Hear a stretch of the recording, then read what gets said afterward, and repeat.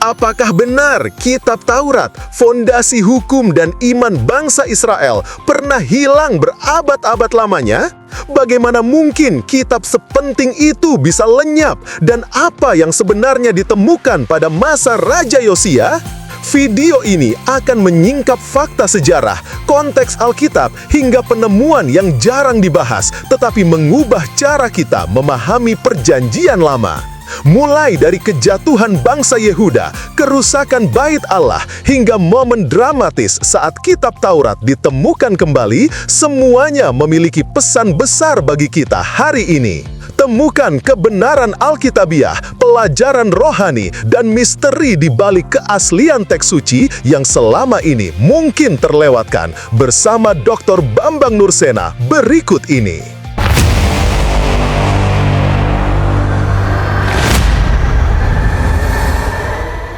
Kali ini kita akan melanjutkan pembahasan dari akhir kitab Dua Raja-Raja. Dari rangkaian peristiwa pergantian Raja-Raja Yehuda dan Israel, secara khusus kita akan membahas kejadian besar, yaitu penemuan kembali kitab Taurat pada masa Raja Yosia. Dan pada waktu itu ada pembaruan dalam kehidupan keagamaan yang dilakukan oleh Raja Yosia. Sebelumnya itu diawali dari pemerintahan Raja Amon yang disebutkan pada pasal yang ke-21, dan itu seorang raja yang jahat di mata Tuhan karena ia hidup sama seperti ayahnya, beribadah kepada berhala-berhala. Dan kemudian sebelum itu pada pasal 21 ayat 1 sampai dengan ayat 18 itu mengisahkan tentang Raja Yehuda yang bernama Manasye. Dan di saat dia itulah ketika umat Yahudi yang beribu kota kerajaan Yehuda itu di Yerusalem, itu juga melakukan penyembahan kepada ilah-ilah asing, sehingga kitab Taurat sempat disingkirkan dari rumah Tuhan, dan kemudian oleh izin Tuhan itu ditemukan kembali pada masa pemerintahan Raja Yosia. Nah, saudara-saudara yang terkasih dalam Tuhan, tema saya saat ini yang saya berikan adalah Taurat pernah hilang. Mungkinkah terjamin keasliannya? Mengapa pada pasal 22 ini, yaitu Dua Raja-Raja pasal 22 itu dimanfaatkan oleh beberapa kelompok, baik itu yang muncul dari kalangan Kristiani maupun yang muncul dari kalangan non-Kristen, untuk meragukan keabsahan Taurat. Yang pertama-tama, saudara-saudara, salah satu kegagalan dalam membina hubungan baik antar umat beragama itu apabila kita memaksakan paradigma kita untuk mengukur agama orang lain. Nah, termasuk juga mengenai kitab Taurat ini. Salah satu buku yang diajarkan sejak masa kanak-kanak, bahkan semacam indoktrinasi sejak masa kecil, itu adalah buku yang di kalangan Muslim tradisional itu sangat terkenal, judulnya Al-Jawahirul Kalamiyah, Mutiara Ilmu Kalam. Dan mutiara-mutiara ilmu kalam ini kitab yang diterjemahkan dalam bahasa Indonesia maupun bahasa Jawa dalam huruf Pekon. Nah, itu di dalam pembahasannya tentang Taurat itu dikatakan begini, bahwa etikat para ulama yang menjadi pimpinan, bahwa sesungguhnya Taurat yang sekarang ini ada telah mengalami pemalsuan. Dan di antara dalil yang juga menunjukkan bahwa kitab Taurat telah mengalami perubahan, ialah penjelasan mengenai wafat Nabi Musa alaihi salam dalam bab terakhir, maksudnya di sini pasal 34 kitab Ulangan. Padahal Musa alaihissalam justru kitab suci Taurat itu telah diturunkan kepadanya. Lalu bagaimana mungkin Musa bisa menulis kematiannya sendiri? Nah, dengan argumentasi seperti itu, maka disimpulkan oleh penulis buku ini bahwa kitab Taurat yang ada sekarang ini adalah kitab yang sudah mengalami pemalsuan atau perubahan. Nah, dalam kacamata yang berbeda tetapi hampir sama, sebetulnya salah satu kegagalan dari bagaimana kita membangun kesalingpahaman antar umat beragama maupun intern di antara agama itu sendiri. Pertama adalah mengukur orang lain dalam paradigma agama kita. Kedua, melakukan semacam anakronisme sejarah. Dan itu biasanya yang dilakukan oleh para teolog yang memiliki jarak budaya yang berbeda dan jarak zaman yang sangat jauh. Bagaimana misalnya teks yang sama tentang kematian Musa yang dicatat dalam kitab Keluaran pasal 34 itu juga dipahami sebagai sebuah penyisipan dalam proses redaksional yang panjang, dan kadang-kadang dianggap bahwa penyisipan itu asal-asalan saja. Karena apa? Banyak teolog, khususnya abad-abad lampau, itu membaca Taurat dari kacamata barat, tidak dari kacamata orang Yahudi dengan jarak zaman yang sangat jauh sekali. Nah, makanya membaca Taurat dalam kacamata barat itu bisa dibandingkan dengan bagaimana orang Yahudi sendiri memahami kitab Taurat. Bahwa Musa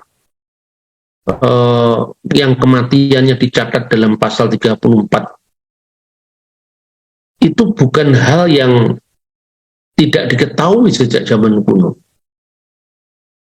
Bahkan di dalam Talmud sendiri sudah disebutkan, misalnya di dalam traktat Baba Batra 15a, itu sudah diketahui sejak lama. Tapi juga bukan para ahli Taurat itu tidak memahami. Ini contoh dari Baba Batra 15a. Guru berkata, Yosua menulis kitab yang menyandang namanya, yaitu kitab Nabi Yosua, Sefer Yosua. Dan ayat 8 dan 8 ayat yang terakhir dari Taurat, maksudnya dari kitab Ulangan. Pernyataan ini sesuai dengan kewenangan yang menyatakan bahwa 8 ayat dalam Taurat ditulis oleh Yosua, seperti yang telah tertulis di dalam teks Taurat itu.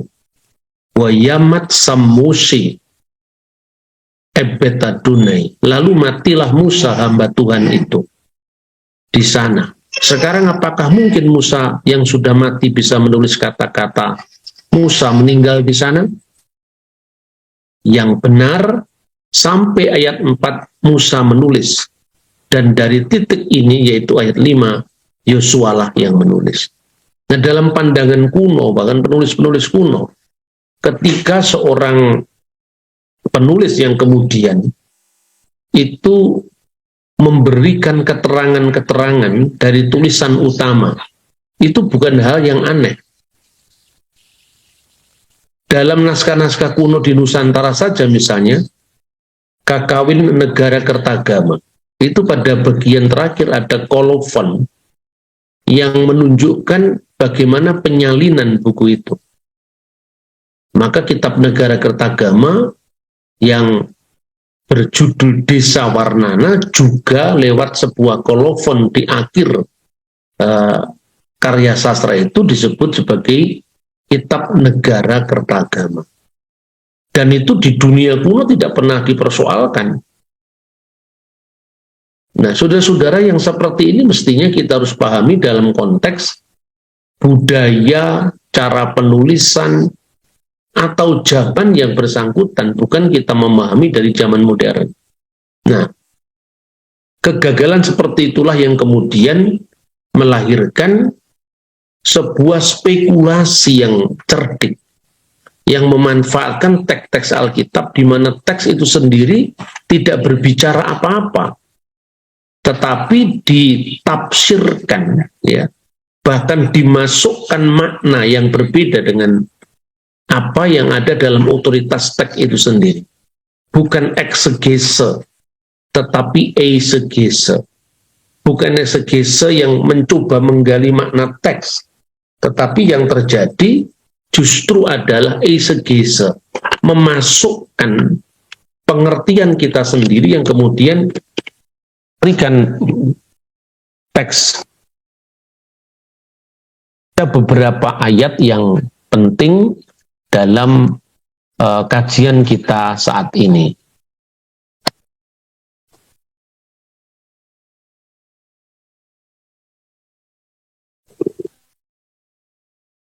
Yang pertama, kitab 2 Raja-Raja pasal 22 ayat 8. Berkatalah imam besar Hilkia kepada Safan, panitera itu, telah kutemukan kitab Taurat itu di rumah Tuhan. Sefer HaTorah Masati Beberit Adonai. Telah kutemukan kitab Taurat itu, Sefer HaTorah, di dalam rumah Tuhan.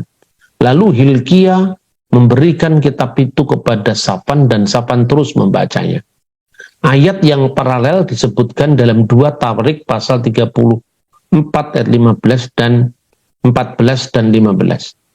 Ketika mereka mengeluarkan uang yang telah dibawa ke rumah Tuhan, Imam Hilkia menemukan kitab Taurat Tuhan yang diberikan dengan perantaraan Musa. Maka berkatalah Hilkia kepada Safan, panitera negara itu, aku telah menemukan kitab Taurat di rumah Tuhan, Sefer HaTorah Masati Bebet Adonai. Dan Hilkia memberikan kitab itu kepada Safan. Nah, kemudian ada 3 pendapat di kalangan para teolog Kristiani tentang 2 Raja-Raja 22:8 dan 2 Tawarik pasal 34 ayat 14. Apakah yang ditemukan pada masa Yosia itu seluruh kitab Taurat, mulai dari Sefer Bereshit sampai Sefer Hadivarim, mulai kitab Kejadian sampai kitab Keluaran, ataukah hanya bagian tertentu dari kitab Taurat? Nah, ada beberapa penafsir, misalnya Full Life Study Bible, memandang bahwa seluruh kitab Taurat dari Kejadian sampai Ulangan yang ditemukan di sana. Karena Sefer Torah Adonai Beyat Mose, ungkapan Taurat Tuhan yang diberikan dengan perantaraan Musa, itu biasanya merujuk kepada seluruh Taurat dari Kejadian sampai kitab Ulangan. Pendapat kedua itu dimuat oleh Yerusalem Bible. Dalam komentar Yerusalem Bible itu disebutkan bahwa kitab Taurat yang ditemukan, artinya Sefer Torah Adonai yang ditemukan di masa Yosia, itu hanya kitab Ulangan pasal 12 sampai pasal 26. Yang kemudian di kalangan teori kritik modern itu disebut sebagai Ur-Deuteronomium atau Proto-Deuteronomi, yang kemudian menjadi pendukung teori sumber, teori dokumen yang dikenal JEDP. Nanti kita akan membahas. J itu seperti kode, ya, singkatan. J itu sebetulnya Y kalau dalam bahasa Indonesia, Yahwis, yaitu teks-teks kitab Taurat yang berasal dari dokumen yang diduga itu bukan real ada dokumennya, diduga itu berasal dari Israel Utara, dari Israel Selatan, dari Yehuda yang dinamakan teks Yahwis. Lalu yang kedua yang berasal dari Israel Utara yang menggunakan kode E, yaitu Elohis, karena nama Tuhan di situ digunakan kata Elohim.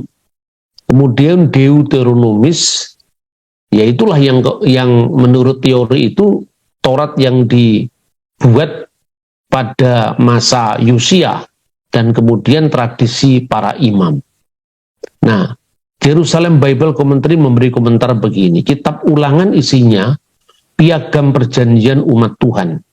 Kitab Taurat itu disusun pada masa Hilkia, Raja Yehuda. Perhatikan, jadi kitab Taurat di sini dalam pandangan penulis ini disusun saat Hizkia. Pada saat Raja Yehuda melancarkan pembaruan. Pada zaman Raja Manase, kitab itu disembunyikan atau hilang atau terlupakan karena Manase menaruh patung Aserah di rumah Tuhan. 2 Raja-Raja 21 ayat 7. Lalu ditemukan kembali di zaman Yosua. Nah, ini teori kedua yang menjadi dasar dari teori yang memecah-mecah kitab Taurat dalam 4 sumber yang sangat terkenal itu. Kemudian pendapat ketiga itu menyebutkan, salah satunya disebut dalam The New Bible Commentary. Dia menilai pandangan konservatif bahwa Sefer HaTorah yang ditemukan itu mencakup seluruh Taurat juga sulit diterima katanya. Kenapa? Karena tebalnya seluruh Taurat tidak mungkin dibaca 2 kali pada hari yang sama. Yaitu disebutkan dalam 2 Raja-Raja 22 ayat 9-10. Karena pembaruan itu dihubungkan dengan bahan yang disebut Kaldibri Sefer Haberit, segala perkataan dalam kitab perjanjian, maka sangat mungkin yang disebut Sefer HaTorah itu, yang ditemukan pada masa Yosia itu adalah kitab ulangan atau sebagian dari kitab ulangan saja. Dan itu sama-sama disebut sebagai kitab hukum Musa, atau kitab hukum atau Sefer HaTorah. Jadi tidak mencakup seluruh hukum Taurat. Nah, masuk akal pula yang ditemukan itu seluruh Taurat, tetapi yang dibaca adalah parasyat tertentu dari kitab ulangan, sesuai dengan kebiasaan liturgis Yahudi dahulu maupun sekarang. Jadi sekalipun Tauratnya seluruhnya lengkap, namun yang dibaca itu adalah parasyat tertentu, yang itu sudah diakrabi, misalnya pada perayaan-perayaan Pondok Daun atau perayaan Sukkot dan seterusnya. Nah, barangkali yang meragukan bahwa mungkinkah seluruh Taurat dibaca 2 kali pada hari yang sama, itu karena melihatnya bahwa seluruh dibaca dari kitab Kejadian sampai kitab Keluaran. Tapi bisa juga padahal yang dibaca itu hanya apa yang dikenal dengan Kaldibri Sefer Haberit yang merujuk kepada kitab ulangan saja, karena tema yang dibahas itu kitab ulangan, dan tema-tema liturgis seperti itu sangat mungkin dalam kebudayaan orang Yahudi. Tetapi apakah dengan demikian kitab Taurat pernah hilang sehingga ditemukan kembali, dan bagaimana cara merekonstruksinya? Tradisi Yahudi itu sangat liturgis, sehingga Taurat yang bagian-bagian tertentu itu dihafalkan dalam liturgi, itu saya kira sangat lazim pada masa sekarang, bahkan pada gereja-gereja timur yang juga melakukan pendarasan kitab suci secara liturgis sesuai dengan tahun-tahun liturgi.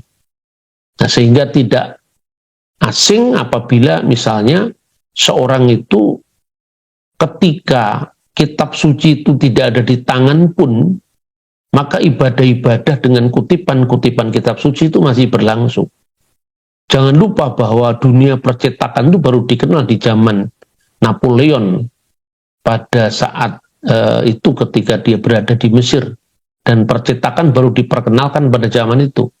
Di satu kota pada masa kuno hanya memiliki beberapa salinan dari Alkitab, tetapi karena salinan-salinan itu biasa dilantunkan dalam liturgi dengan cara dingajikan seperti orang Yahudi dan orang Kristen Ortodok atau Katolik Kristus Timur sampai hari ini, maka tidak sulit membayangkan bagaimana bagian-bagian Taurat tertentu itu dilantunkan dalam peribadatan.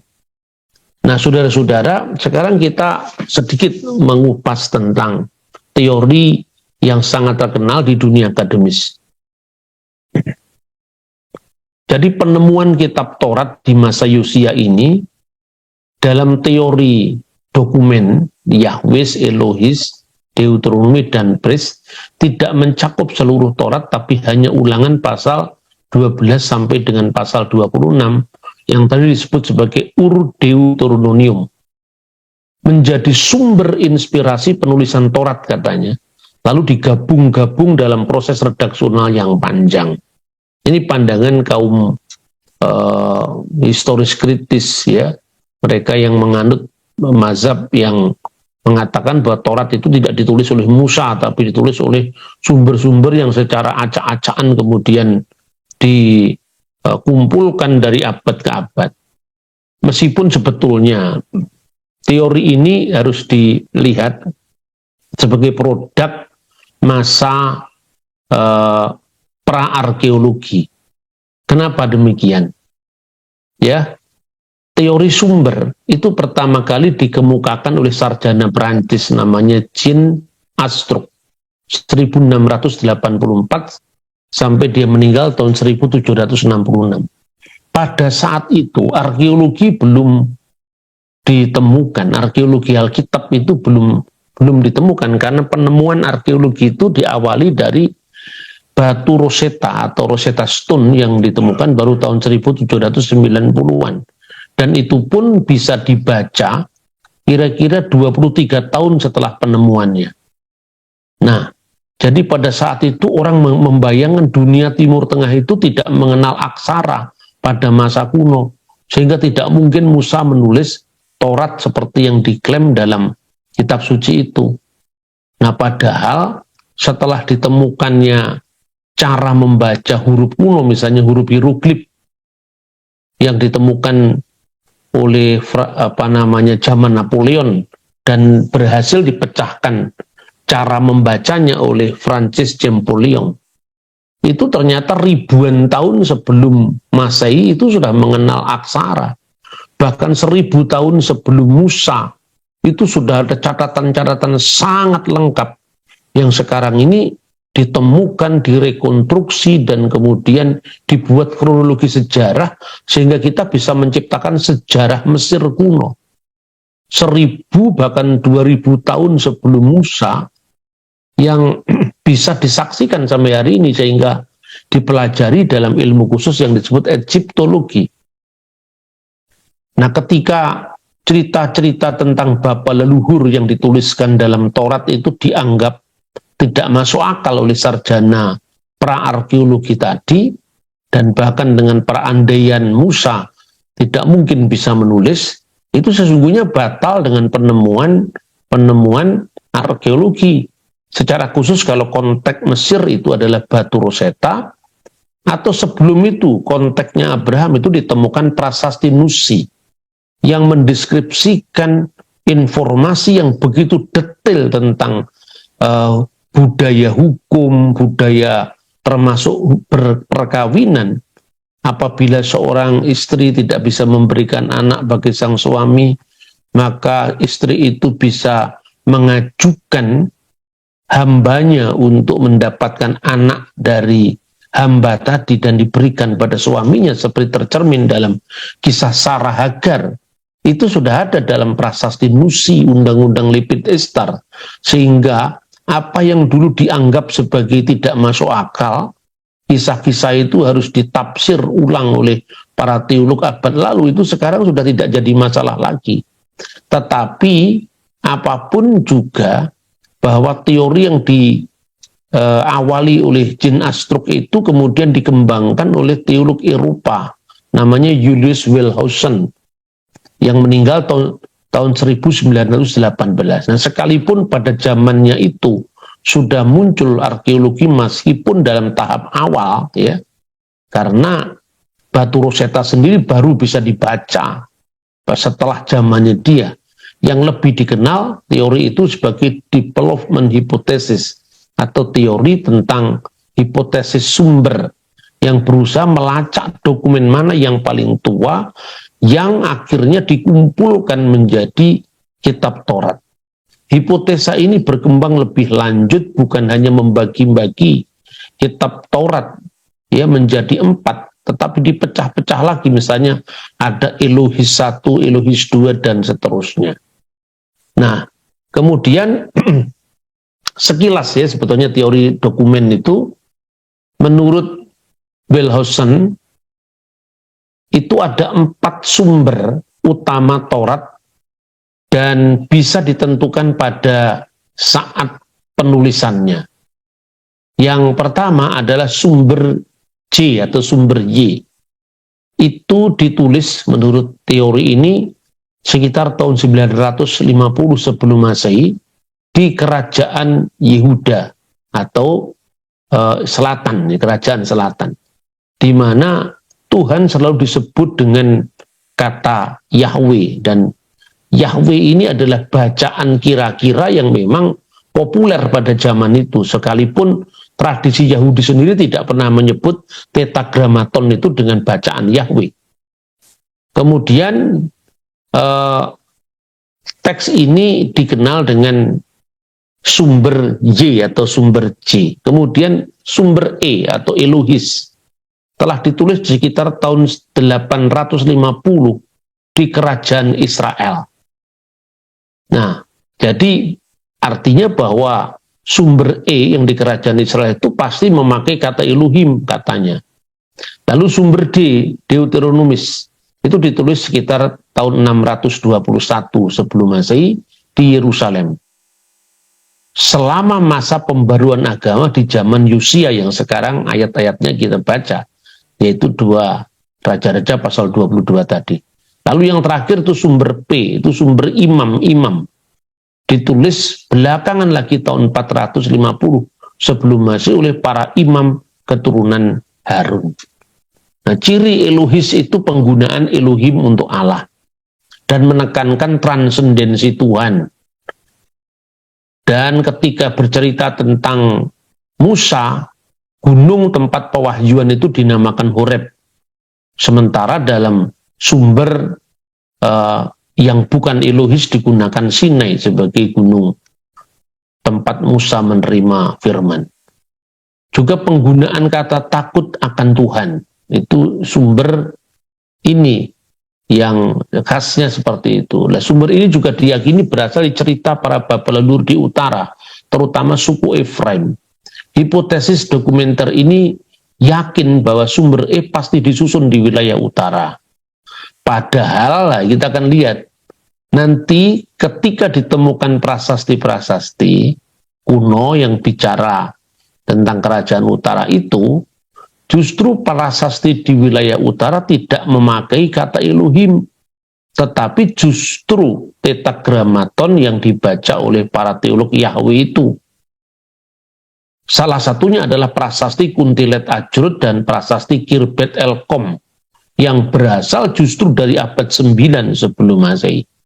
Jadi mestinya dengan penemuan prasasti ini, asumsi bahwa sumber Elohis ya yang telah ditulis di sekitar kerajaan utara itu justru tidak memakai kata Elohim tapi memakai kata Yahweh.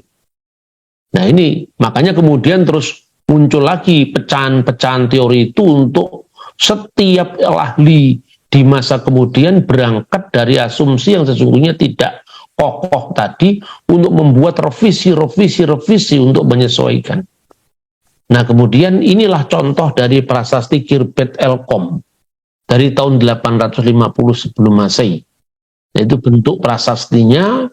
Yang kedua itu adalah foto negatif untuk bisa melihat secara jelas gambarnya seperti apa. Dan artinya Uriyahu yang terhormat telah menulis ini. Terberkatilah Uriyahu oleh Yahweh dan oleh Dewi Asera yang telah menyelamatkannya. Lalu di bawah gambar seperti tangan itu artinya oleh Uniyahu. Jadi artinya satu prasasti Kirbet Elkom ini membuktikan bahwa di Israel Utara yang semestinya menurut teori itu memanggil Tuhan dengan Elohim, ternyata justru memanggil Tuhan dengan Yahweh berdasarkan prasasti Kirbet Elkom. Satu prasasti lagi, yaitu prasasti Kuntilet Ajrut. Itu juga berasal dari abad 8 sebelum Masehi. yaitu gambar tentang dua anak sapi betina yang menggambarkan penyembahan dua anak sapi di Dan dan di Betel. Ketika awal kerajaan utara itu memisahkan diri dari Yerusalem dan menandai ibadahnya dengan penyembahan dua anak sapi betina, Dio Damaleis Krisas, dalam terjemahan Septuaginta. Dalam prasasti itu disebutkan, sabda Asaf kepada sang raja, katakanlah kepada Yahalael, Yoawah, dan juga diberkatilah kamu oleh Yahweh dari Samaria dan oleh Asera. Asera itu adalah dewi yang dipuja bersama dengan Yahweh. Jadi saat itu di utara terjadi sinkretisme agama yang mencampurkan Yahweh dengan Asera, dan Asera itu diangkat sebagai istri dari Yahweh. Dan ini bentuk sinkretisme agama yang menunjukkan kemerosotan kerajaan Israel di wilayah utara dan tidak memakai kata Elohim seperti yang diteorikan oleh dokumen Elohis tadi. Nah, kemudian menurut teori JEDP, editing terakhir dari Torah pada zaman Ezra antara 480 sampai 440 sebelum Masehi, yang menggabungkan sumber E dari suku Efraim, Elohis tadi, yang ternyata tidak pakai kata Elohim tapi memakai kata Yahweh, yang berasal dari Israel Utara, lalu sumber Y yang ditulis di Yehuda, dan sumber P, sumber para imam Yehuda dari antara tahun 571 sampai tahun 486 sebelum Masehi, dan sumber D, Deuteronomium, antara tahun 650 sampai tahun 621 sebelum Masehi. Teori ini tidak terbukti karena justru ada Torah Samaria yang sudah utuh. Nah, kira-kira logikanya begini. Orang-orang Samaria itu kan muncul di wilayah utara. Nah, ada dua versi asal-usul orang Samaria itu. Pertama, versi orang Samaria sendiri. Menurut orang Samaria, perpecahannya dengan bangsa Yahudi itu sudah terjadi jauh sebelum masa monarki Israel. Yaitu pada saat mereka ini memisahkan diri dari penyimpangan-penyimpangan orang Israel akibat kejahatan anak-anak Imam Lewi. Kalau di dalam Perjanjian Lama dikisahkan dalam 1 Samuel pasal 2 ayat 11 sampai dengan ayat 26. Kalau benar bahwa orang Samaria itu berasal dari skisma atau perpecahan kelompok utara yang memisahkan diri karena tidak mau ikut dalam kejahatan anak-anak Imam Eli, dan mereka menyebut asal-usul kata Samaria itu dari Somer HaTorah, penjaga Torat, maka teori JEDP juga akan gugur. Kenapa? Sebab Torah Samaria sudah utuh seperti sekarang. Dari kitab Kejadian sampai kitab Ulangan, terlepas dari berbagai varian teks yang ada. Yang kedua, teori Yahudi tentang asal-usul Samaria. Menurut orang Yahudi yang kemudian diikuti oleh Kristen, asal-usul orang Samaria itu ketika pembelian gunung yang namanya Gunung Semer, kemudian dijadikan nama Samaria, dan mereka itu kawin-mawin ketika mereka ditawan oleh Asur, kawin-mawin dengan 5 suku, yaitu suku Babel, Awa, Kuta, Hamad, dan Sefarwaim. Nah, itu menurut teori orang Yahudi. Dan ketika itu mereka memisahkan diri benar-benar sangat membenci orang Yahudi tatkala orang-orang Samaria yang di mata orang Yahudi telah melakukan perkawinan campur dengan bangsa-bangsa lain sehingga diragukan monoteisme mereka karena mereka telah memasukkan ilah-ilah asing di rumah orang Israel. Berarti eksistensi orang Samaria ini adanya setelah era pembuangan Babel. Ya, berarti sudah abad ke-5 sebelum Masehi. Itu pun teori JEDP tetap akan gugur. Sebab apa? Sebab Taurat Samaria, kalau itu dianggap saduran dari Taurat Yahudi, karena munculnya setelah pembuangan. Mengapa Torah Samaria tertulis dalam aksara Samaria? Dan aksara Samaria itu lebih mirip dengan Paleo Hebrew yang dipakai di zaman Raja Daud dan Raja Salomo, seperti terbukti dari kalender Geser yang berasal dari zaman Salomo. Dan Torah Samaria tidak tertulis dalam bahasa Asurit yang dipakai sejak pembuangan Yehuda dari Babel. Maka bahasa Ibrani atau aksara Ibrani ini bagi orang Samaria, kami lebih asli, huruf kami lebih asli, sementara hurufnya orang-orang Yahudi itu huruf Asyur yang sudah dipengaruhi oleh hurufnya bangsa lain, dan itulah yang menjadi aksara Ibrani sekarang yang dipakai oleh orang Yahudi maupun dilanjutkan oleh orang Kristen, karena Yesus memang lahir dari suku Yehuda. Nah, untuk lebih menjelaskan saudara-saudara, Anda saya ajak untuk melihat gambar-gambar prasasti dan naskah Taurat ini. Dari kanan ke kiri, itu kalender Geser yang ditulis dalam aksara Paleo Ibrani. Jadi kalender Geser itu berasal dari tahun 925 sebelum Masehi. Nah, saudara bisa bandingkan dengan Taurat Samaria, aksara Ibrani Samaria. Sangat mirip. Jadi huruf Ibrani orang Samaria itu tampak lebih kuno daripada huruf Ibrani yang ada di lingkungan orang Yahudi. Dari kanan ke kiri yang di bawah, itu adalah huruf Ibrani sekarang. Dan kemudian yang kiri bawah itu adalah Kejadian pasal 1 ayat 1 sampai dengan ayat 5 dari naskah Qumran yang berasal dari tahun 100 sebelum Masehi, ditemukan di Laut Mati, Dead Sea Scroll.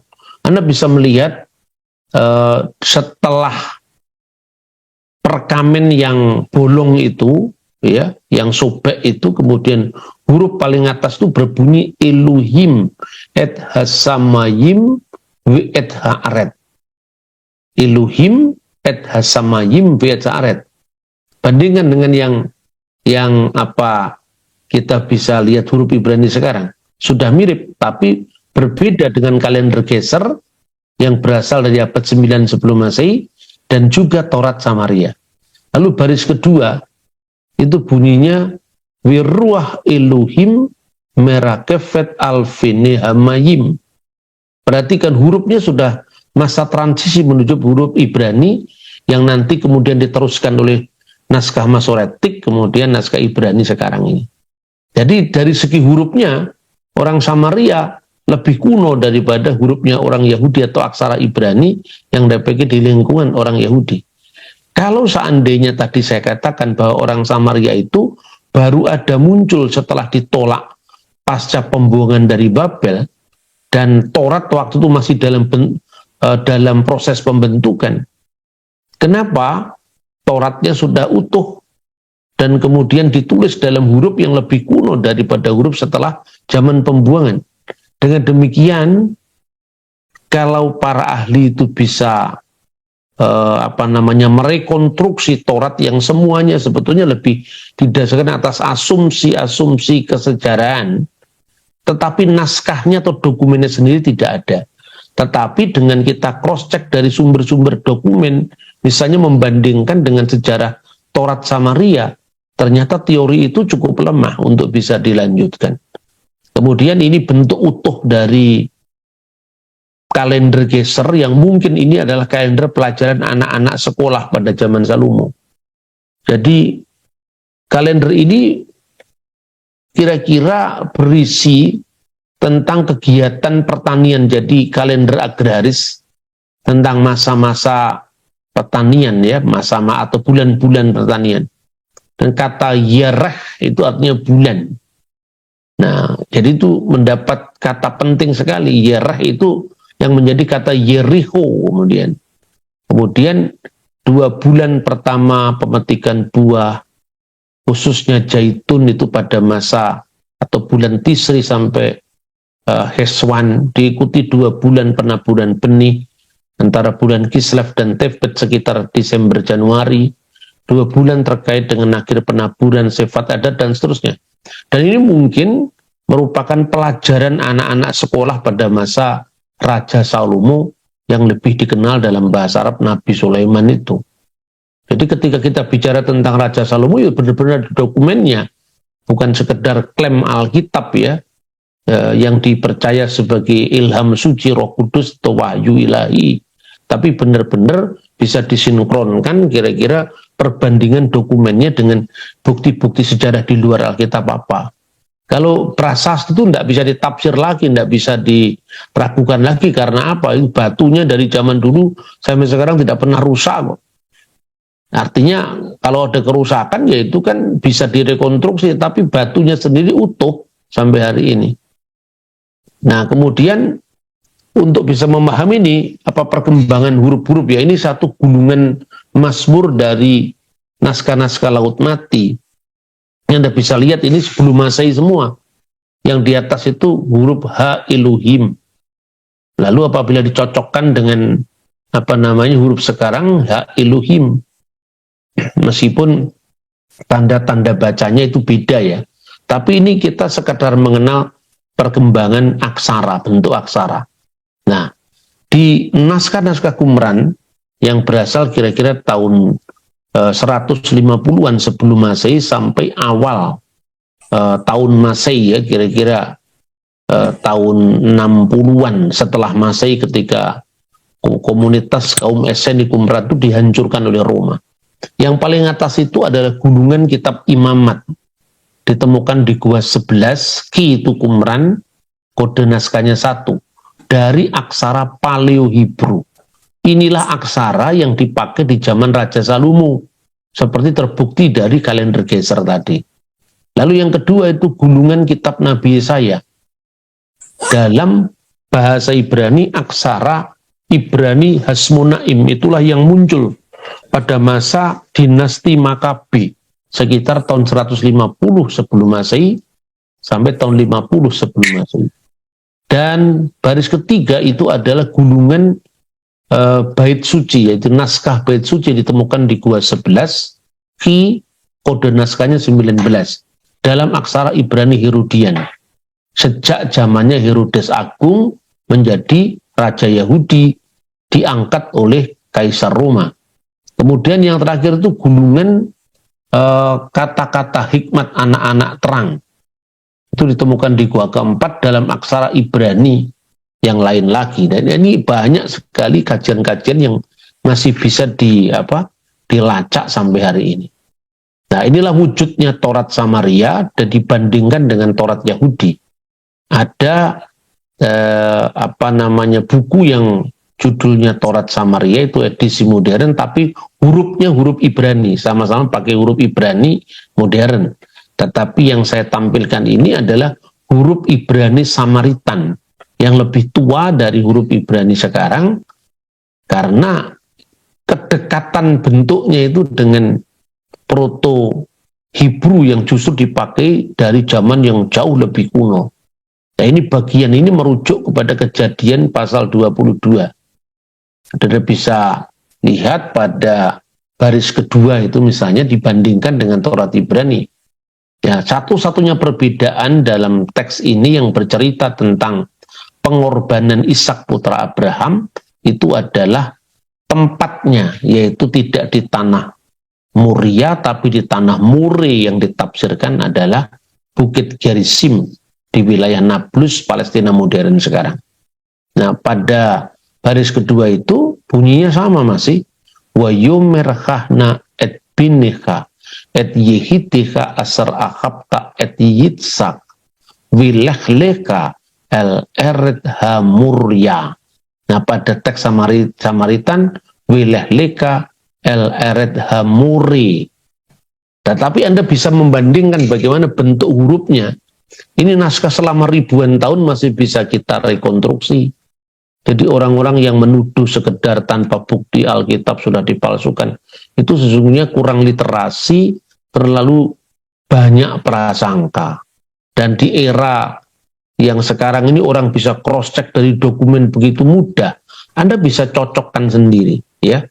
Kemudian kita bisa melihat bahwa kitab Taurat itu sebelum zaman Yosia itu sudah ditempatkan sesuai dengan petunjuk Nabi Musa misalnya.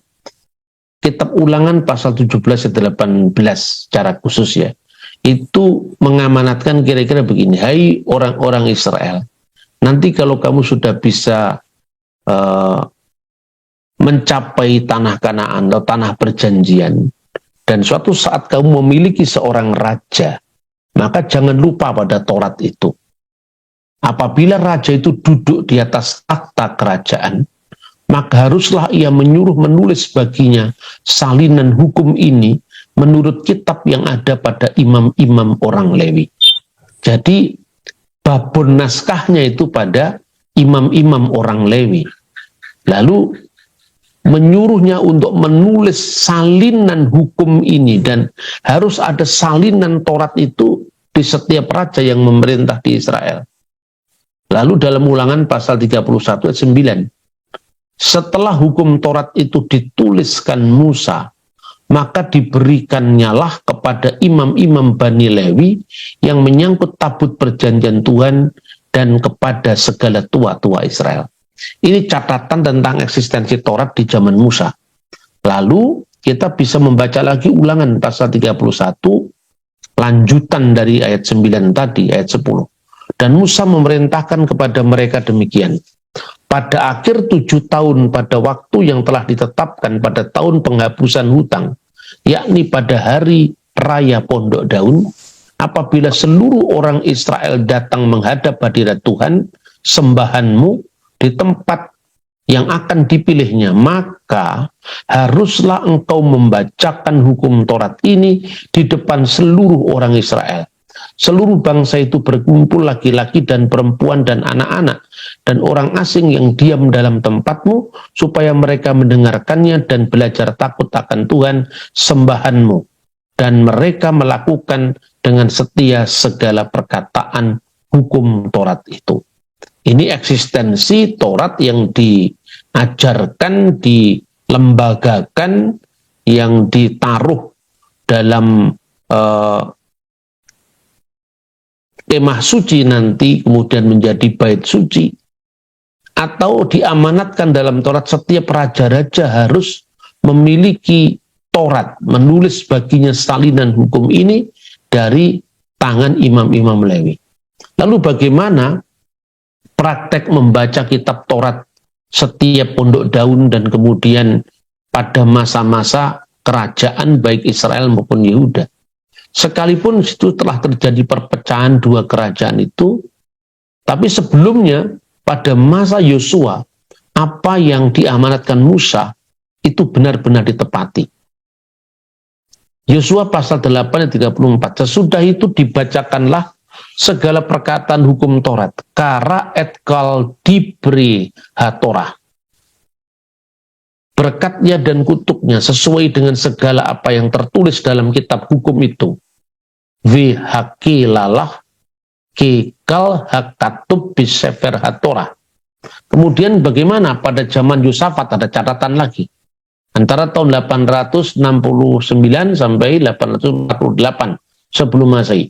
Pada tahun ketiga pemerintahannya, ia mengutus beberapa pembesarnya, yakni Ben-Hail, Obadya, Zakaria, Natanel, Mika, untuk mengajar di kota-kota Yehuda. Bersama-sama dengan mereka turut juga beberapa orang Lewi, yakni Simaya, Netanya, Sibaja, Asael, Semiramot, Yonatan, Adonia, Tobia, dan Tob Adoni, disertai imam-imam Elisama dan Yoram. Mereka memberikan pelajaran di Yehuda dengan membawa kitab Taurat Tuhan, Sefer Torah Adonai. Mereka mengelilingi semua kota di Yehuda sambil mengajarkannya kepada rakyat.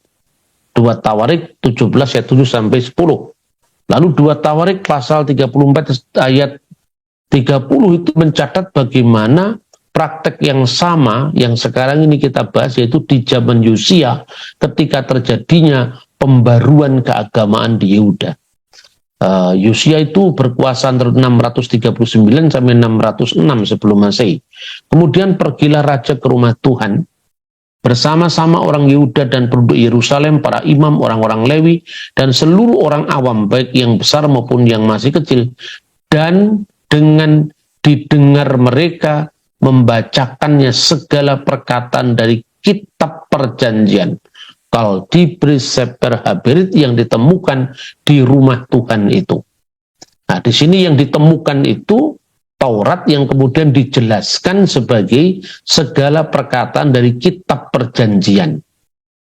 Nah, jadi saudara-saudara sangat jelas sekali bahwa yang terjadi pada saat pembaruan keagamaan dengan ditemukannya kitab Taurat itu sama sekali bukan penulisan Taurat dari awal pada zaman Yosia. Tetapi ketika Taurat itu hilang dari kehidupan rohani orang Israel, secara khusus pada zaman Raja Manase, maka dikembalikan oleh Yosua ketika kitab Taurat itu ditemukan kembali.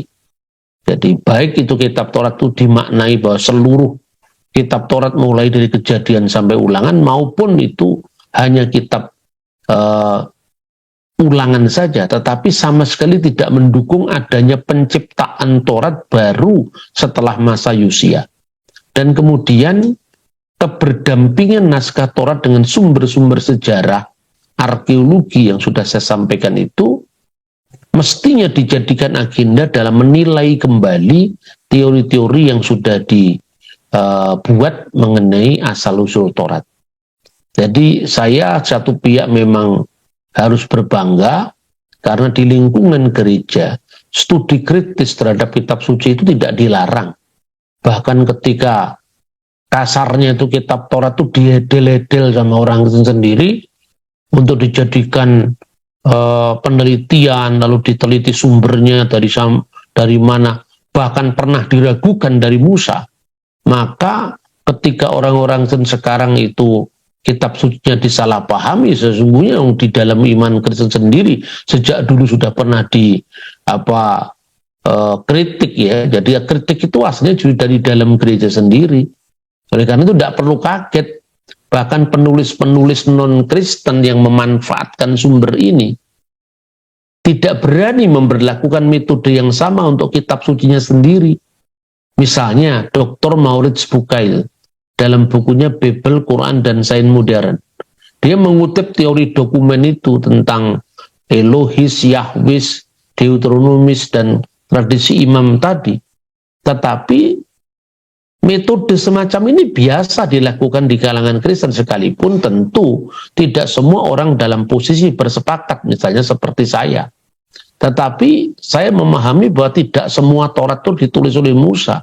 Ada proses editorial, ada proses redaksional, ada proses misalnya pemberian pasal-pasal, ayat-ayat, itu kan proses historis yang sangat dinamis.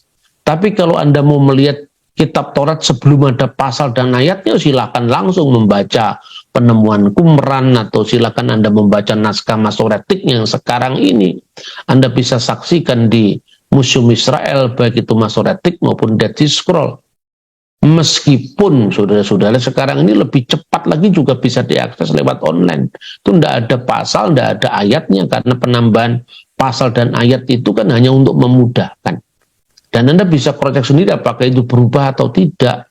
Sekali lagi saya katakan, terlepas daripada adanya varian-varian teks antara orang Samaria di satu pihak dan orang Yahudi Kristen di pihak lain, itu tidak pernah dibakar atau dimusnahkan. Semuanya bisa ditampilkan bersama seperti yang saya tunjukkan dalam PPT sekarang ini.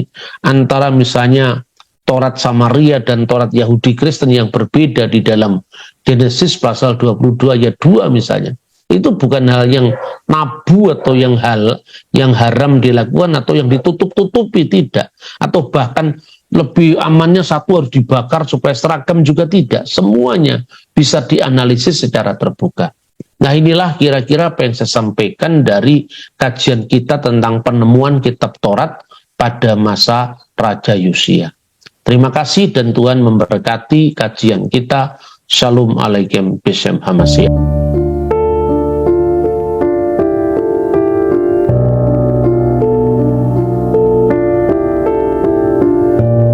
Di tengah bangsa yang melupakan Tuhan, di tengah bait Allah yang penuh debu dan kesunyian, sebuah suara dari masa lampau menunggu untuk ditemukan kembali. Ini adalah kisah tentang sebuah kitab yang hilang dan seorang raja muda yang Tuhan pakai untuk menyalakan api kebangunan.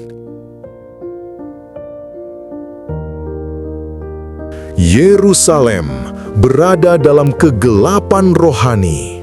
Generasi demi generasi, bangsa itu berpaling dari Tuhan. Berhala-berhala dipasang di bukit-bukit, kuil-kuil asing dibangun, dan bait Allah, rumah Tuhan sendiri, diabaikan. Umat Tuhan tersesat bukan karena musuh dari luar, tetapi karena mereka kehilangan sesuatu yang sangat berharga. Firman Tuhan hilang, terlupakan, ditimbun oleh debu waktu.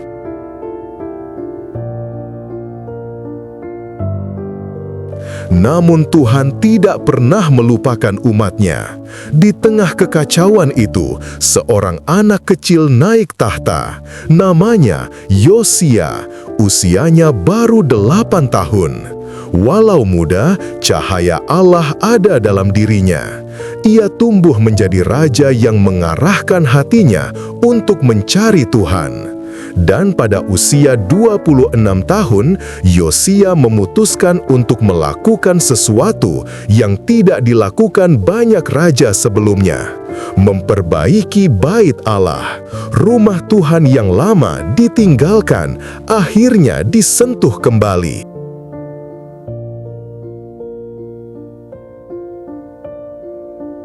Saat para pekerja mengangkat batu demi batu, membersihkan kamar demi kamar, Imam Besar Hilkia menemukan sesuatu yang tidak biasa. Sebuah gulungan terbungkus tua diselipkan di tempat yang gelap. Kitab Taurat. Firman yang hilang itu akhirnya muncul kembali. Seperti cahaya yang menembus kegelapan, gulungan itu dibawa kepada Yosia.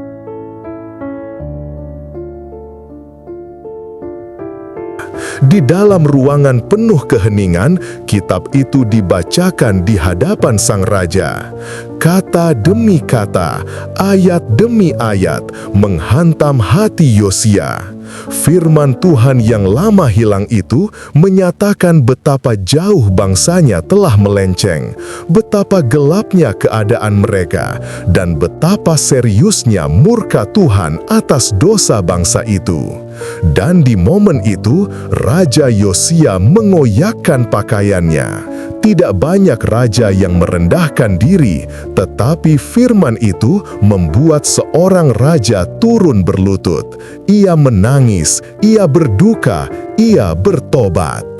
Karena ketika firman Tuhan berbicara, tidak ada hati yang terlalu keras untuk dijamahnya.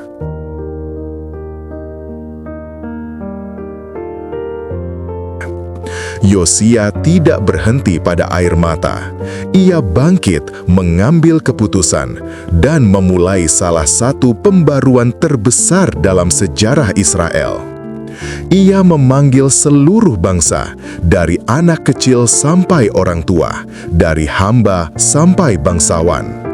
Di bawah langit Yerusalem, di pelataran bait Allah, kitab Taurat dibacakan dengan suara lantang. Rakyat berdiri, mendengarkan, terdiam. Untuk pertama kalinya dalam waktu yang panjang, mereka kembali mendengar suara Tuhan.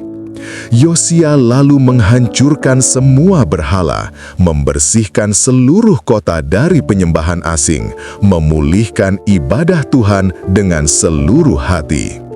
Api kebangunan dinyalakan bukan oleh kekuatan manusia, tetapi oleh firman Tuhan yang kembali ditemukan.